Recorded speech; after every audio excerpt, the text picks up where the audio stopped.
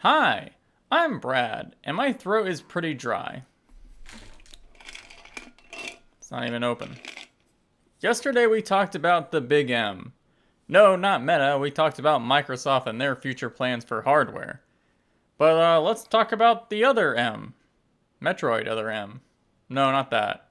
Meta Cambria is supposed to be the upcoming lineup or new lineup for their next devices, and it's focused on mixed reality. I've talked about a slew of devices that they've been prototyping for it, including Seacliff and Seabright. In fact, last week I even did a video talking more about Seabright and how they are actually still pursuing that project, even if it might not release at the same time as Seacliff, or maybe not even this year. Not sure.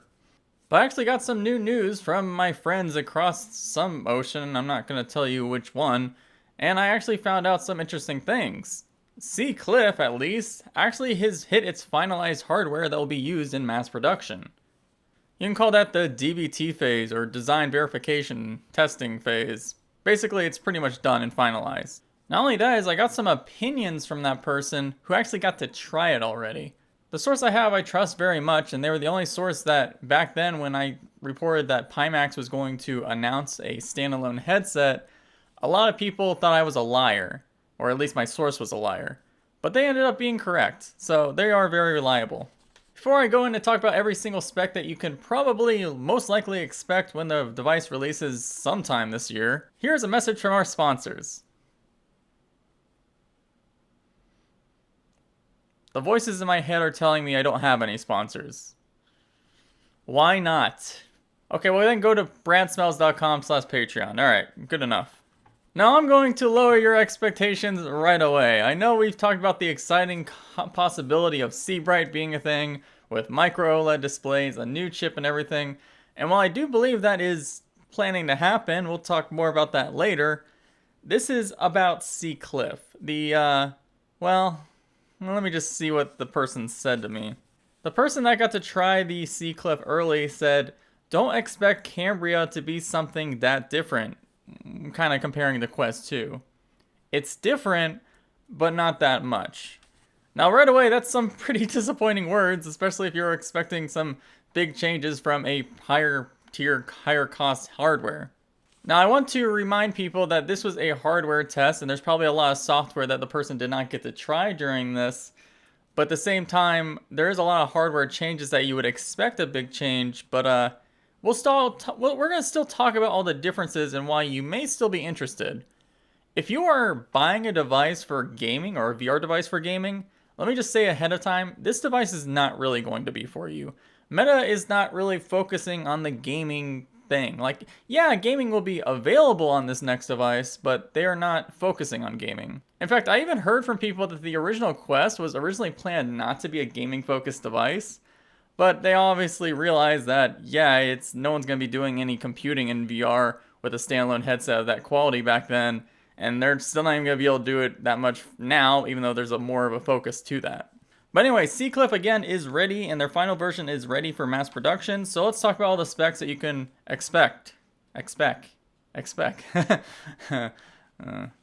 Obviously, the two important elements, I think, to me, is always the clarity, and it requires the displays and the lenses. The displays are actually 2160 by 2160 per eye, 2.5 inch or so mini LEDs with local dimming, at least hardware local dimming. We're not sure if it's actually activated via software yet. I'll talk about that in a second. And currently it's 90 Hertz for now.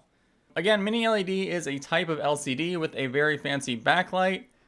Basically, a ton of mini LEDs are on the backlight and can enable something called local dimming, which allows areas that are supposed to be black, they can turn off the mini LEDs in that area to get better blacks and contrast compared to LCD, which usually has sort of a green glow in that black area. I'm not sure if this person was able to try the device with local dimming on, because that's usually something very difficult for VR actually. Even the Vario Aero, who has mini LED displays and has been out for a few months now, they promised early on that they would now allow local dimming for their device in a software update. But we're hitting near April and that still hasn't happened, and the main reason is they were getting a lot of artifacting when they had local dimming on. Pimax recently talked to MRTV, a very long Pimax stream where they were talking about having local dimming for their device as well, because they're using QLED, which is a type of mini LED, but with quantum dot layer to improve color gamut even more. And they seem to be having the same kind of issues with the mini LED, but I would expect a company like Meta, who is planning to use mini LED, is actually going to figure out a way to get local dimming working. I'm guessing that lens types and like maybe a polarization layer has a lot to do with solving those artifacting issues, but that's just speculation. Speaking of optics, we know that Cambria is using a type of polarization-based pancake lenses. These are custom designed by Meta, so it'll be interesting to see how big and round they are and exactly how clear they are. This is just going to be a common type of lens systems you're going to see for a lot of headsets moving forward. Obviously, it's not making it into the PSVR 2, but that's a big reason why PSVR 2 is allowed to use OLED and reach HDR, and you know it's cheaper to put in Fresnel lenses than it is these pancake lenses. Now, usually optics has a big deal of what gives an FOV for the devices, and the actual FOV for this Cambria Seacliff was not noticeable to the point where this person was saying like, yeah, I see a much larger FOV. They really felt that it was a very similar visual experience in terms of FOV, but I guarantee the pancake lenses are not really designed to give a better FOV. They're more designed for comfort, and I'll talk about that a little bit later. I know FOV is very important to people, and yeah, it's important to me too. I use the index because it has a much larger FOV, but yeah, the pixels per degree can be a problem when you start upping the FOV without a big resolution increase, but really, yeah, I would like more FOV out of headsets. Now, because they are actually using physical different panels instead of one large one like the Quest 2 has, they do have a physical IPD. I don't know the exact numbers, I didn't ask, and I don't think they really knew, but you will be able to actually move the displays away from each other to a certain point. And this device does have eye tracking, so that will actually aid you in making sure you're hitting the right IPD. Most eye-tracked VR headsets up until now already have that feature, so it's definitely a shoo-in for this device. It helps for people that really have never checked their IPD. I've never worn glasses my whole life, and really people telling me to have the correct IPD, I'd be like, well, that's kind of annoying. How do I check that? So these devices with eye tracking being able to tell you what your IPD is and making sure you're in that range all the time is a very nice bonus, I'd say. The audio is very similar to Quest 2 and how it actually works. It's the same sort of audio pipe design, you know, like a little speakers on the side of the actual head strap that will sort of send out audio toward your ears. They're doing the same thing here. The person says, though, there is getting an upgrade to the microphone with a dual microphone with echo cancellation setup. We're already kind of seeing that in a lot of headsets coming out more recently. Even the Vive Focus 3 has that sort of feature. It's crazy that the Vive Pro 2 does not have that feature. Again, the Vive Pro 2, despite it being like, what, $800 and came out last year, late last year, it still has the worst microphone on the planet. Yeah, it's important for Meta to have that because this device, I'll talk about more again later on, but Meta's very bullish on the idea of social presence in VR, and you know, face tracking, eye tracking, better microphones, that will sell the deal a lot more and make it more valuable for people to want to spend time with each other in a VR setting. Now, this is something we were really hoping there'd be a change for this device, but I guess they really could not get in time for Seacliff at least. But yeah, it will still have a Snapdragon XR2. Of course, the Snapdragon XR2 and the Quest 2 is kind of underclocked because the fact that the cooling system in the original Quest 2 is really just one tiny dinky fan, and this has two fans to cool the XR2 chip. So it'll be more similar to the Focus 3, which again has better cooling for that device and allows the XR2 chip to get better levels than the actual Quest 2. And we're seeing that here. No new chip in at least Seacliff. Keyword in Seacliff. Still has a USB-C port, of course. People have been asking me if they think DisplayPort, like a DisplayPort in the actual headset, will happen. That is definitely not happening. I don't expect a company like Meta to really try to focus on the idea of PC VR capability too much. They're very trying to get people on their platform, right? And it still surprises me to this day that they released AirLink and have Oculus Link as an accessory, because they pretty much completely abandoned their actual PC store platform, and really by allowing AirLink and Oculus Link to exist, they're actually just giving Valve all these $300 headsets to plug into the Steam store, which you can see in all the Steam VR hardware surveys where we're getting up to 50% of them are all Quest 2s. So they're basically subsidizing the Quest 2 for people to plug it into their PCs to buy Steam games. Huh.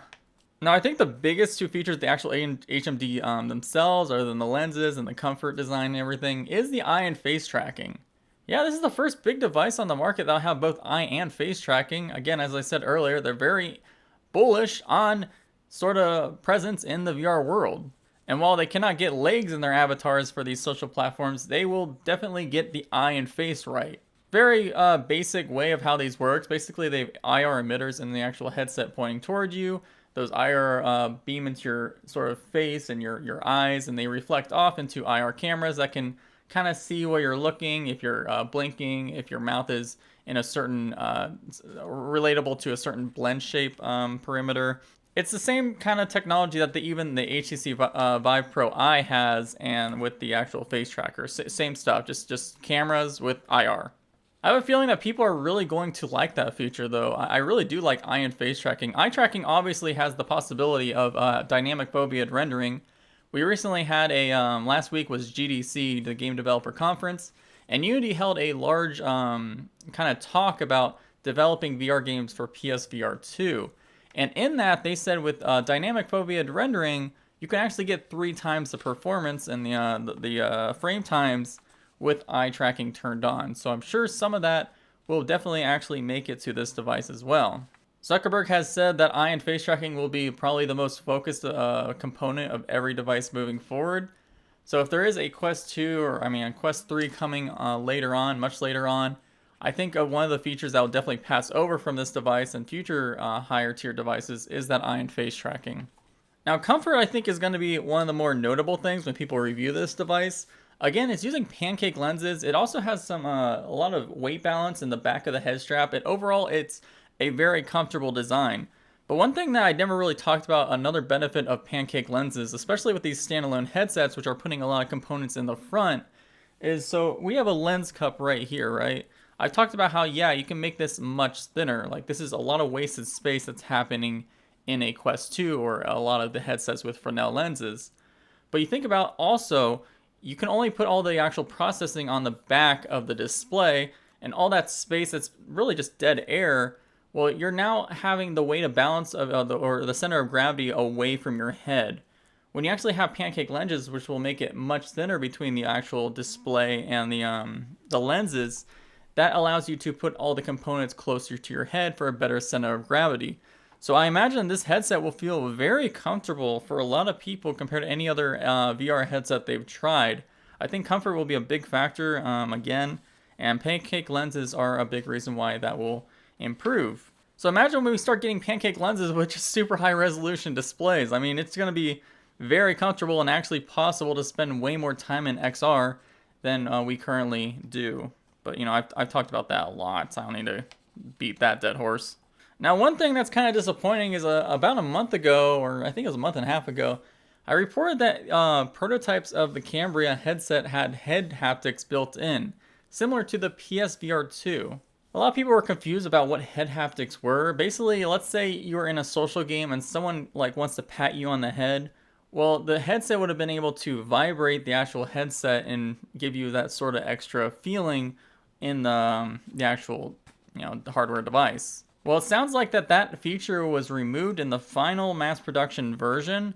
I guess there were some issues. It kind of sucks to be like the first person to report about something, a feature that no one else has reported, only for the company to take it out in a final version because, hardware reporting sucks because it can be just as fluid as software sometimes, I swear.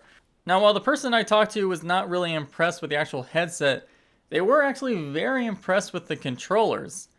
These controllers are codenamed Starlet, and they have their own built-in cameras and onboard processing each controller to do their own SLAM tracking. This allows them to remove the actual tracking rings on the actual Quest controllers and gives a lot of more better weight of balance and everything.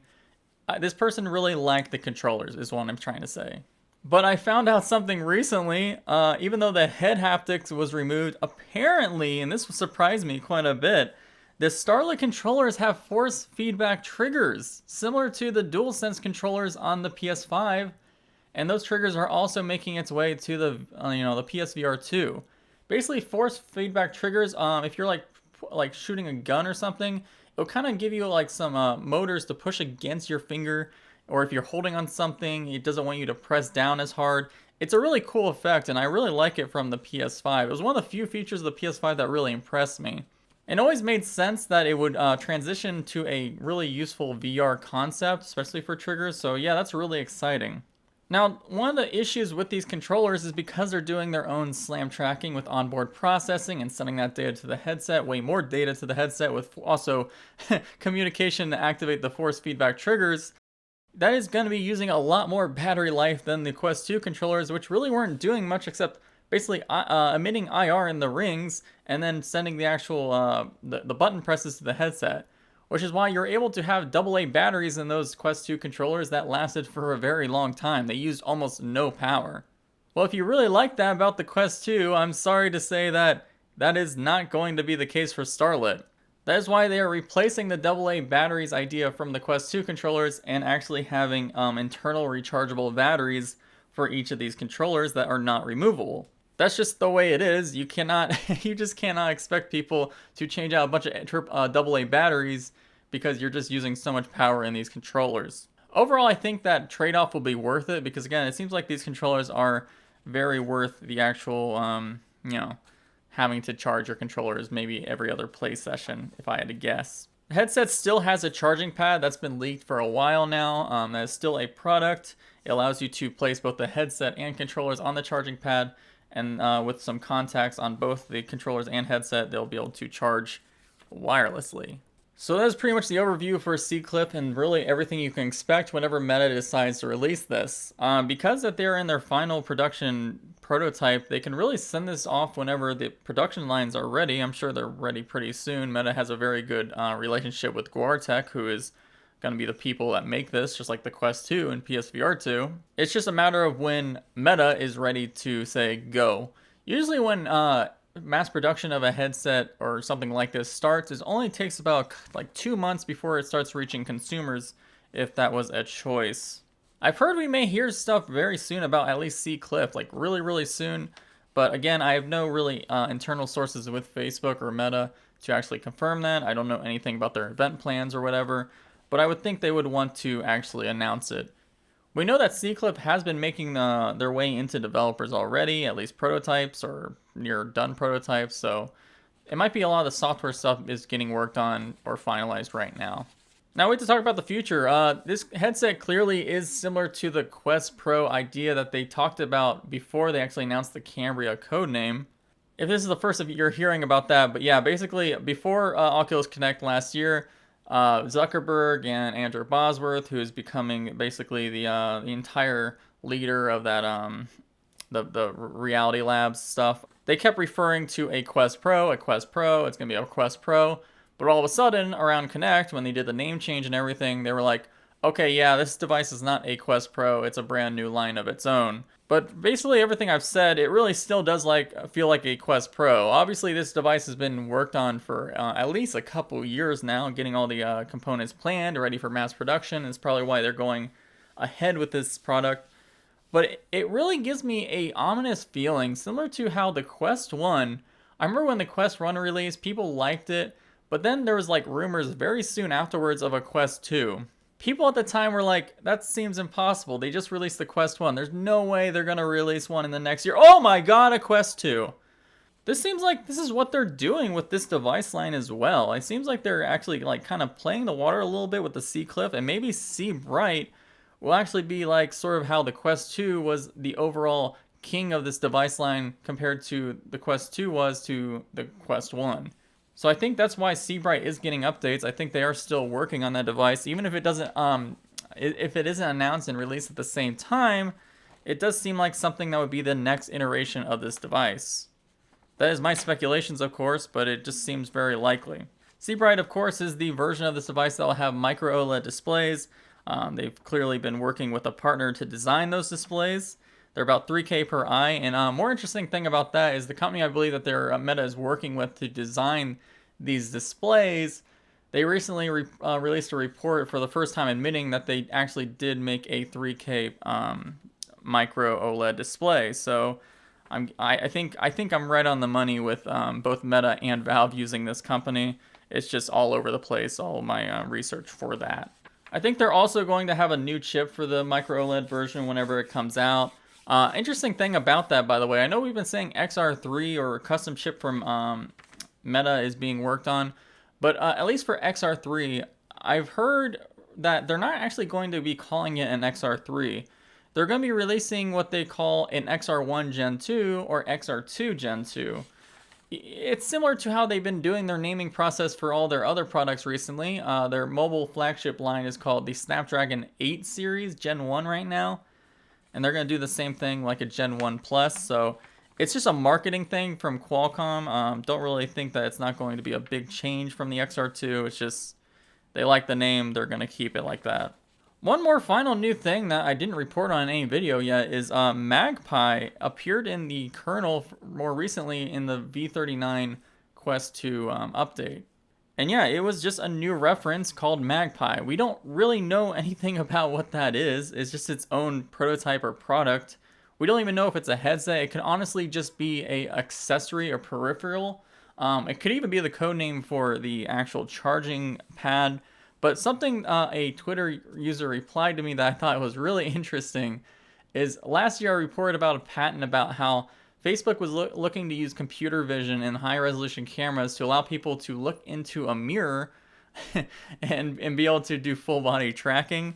Well, the funny thing about magpies, they're a type of bird, and they're known to be like one of the only few non-mammals to be able to recognize themselves in a mirror. So I'm not gonna get too excited about that being a possibility, but I think that is a funny thing to at least bring up. Anyway, that's everything related to Meta Cambria Seacliff that is, again, finalized. All the specs in this video you can expect. I keep wanting to say expect, and I think it's funny, but it's not. Another thing is Valve released SteamVR Beta 1.22, and I've done all the data mining already for that. Tomorrow I'll have a video recapping all the stuff I found for that data mine, so subscribe, like this video if you want to see that. I mean, it's coming out anyway, whether you want to see it or not. Nothing really related to hardware, but we're seeing some big changes being made internally to the overall SteamVR functionality, and even the actual way it looks, so that's pretty exciting. Maybe SteamVR 2.0 is real. Or not. I don't know. Alright, bye!